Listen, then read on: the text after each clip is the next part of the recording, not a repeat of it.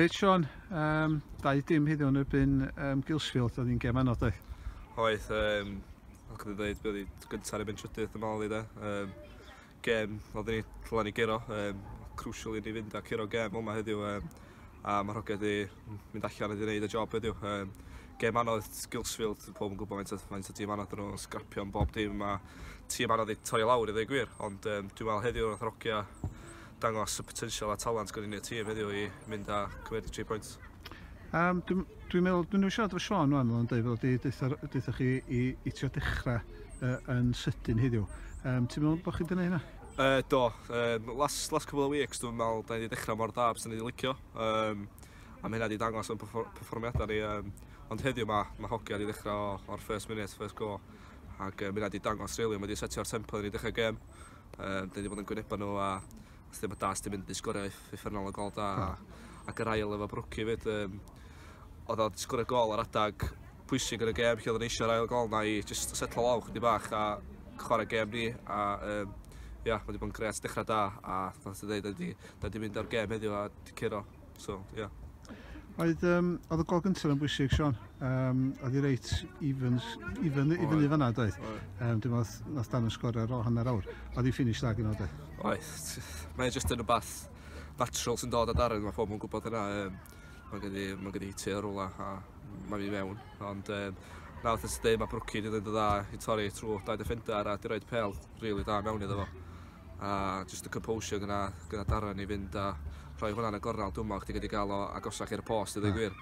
Ond na, ddi'n gol da iawn. Ydyn Brwci wedyn sgorio oedd Guilsfield allan o dda ail hanner. Brwci sgorio yn un dim chi de. O hwnna yn un teip o gol de?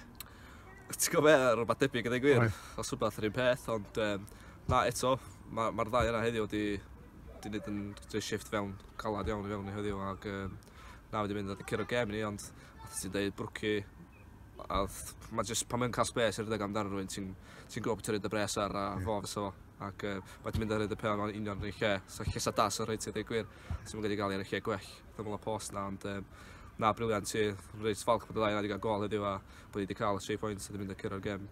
Ac i chdi, dwi'n gwybod bod chdi'n desbryd i dechrau fo gem Shaun ond ti wedi cael munudau ar y cae heddiw ond ges ti munudau ar y cae yn y swechar hefyd. Ti'n dechrau setlo wan, ti'n teimlo? Yndw, dechrau ni'n nabod Rogia lot gwell wan hyrru, dwi heb rili wedi dod i nabod, ond na, mae'n gret, ti'n gwybod, chwarae clwb chdi a dwi'n meddwl just patience, dwi'n gwir, mae'n rhywbeth na third roedd y cynnig i roed munudau iddo fi yn nosfechar yn ebyn Prestatyn efo'r 19s ac do nes i seidio cymeryd o a just gael run-out a gael just fod yn barod i'r cyflas yn dod, ti'n fel, ac na, mae'r cyflas i ddod heddiw. Dwi'n meddwl eisiau dod yn iawn, fath ysdyn ni'n curo'r gem ac eich wsos nesaf fan. Eich dod ar off y bench neu gobeithio, dwi'n gwybod gos mae training yn mynd blwyddyn yma, wsos yma. A wedyn, na, gobeithio dod yn iawn, yn iawn. Na fo, ydyn gem anodd eto wsos nesaf yn Gresfyd. Be ti'n gwybod amdano nhw?